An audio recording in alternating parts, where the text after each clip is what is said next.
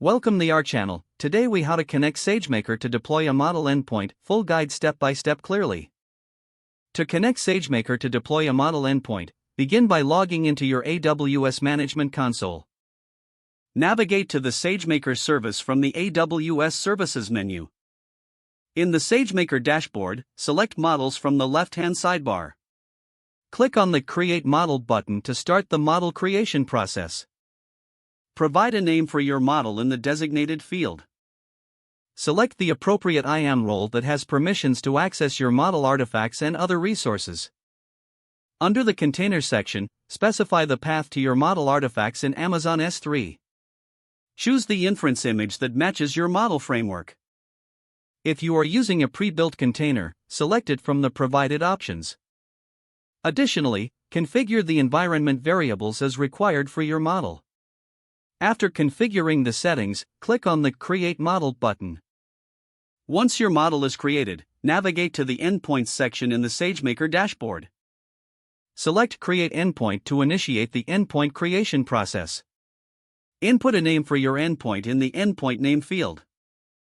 Choose the endpoint configuration, or create a new one if needed. To create a new endpoint configuration, go to the Endpoint Configuration section and click on Create Endpoint Configuration. Set the instance type based on your performance and cost requirements. Decide on the number of instances to allocate for your endpoint. After configuring, save the endpoint configuration. Return to the Endpoint section and select your newly created endpoint configuration. Click on Create Endpoint to finalize the deployment. Monitor the status of your endpoint until it becomes in service. Once in service, you can test your endpoint using the SageMaker console. To send a request to your endpoint, ensure you have the appropriate SDK installed.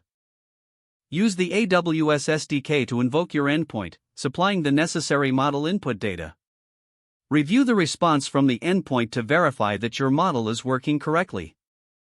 You now have a fully functioning SageMaker model endpoint ready for use. If the page does not load, refresh the browser or try again in a private or incognito window. Make sure you are using the correct email address, then retype it carefully to avoid small typos.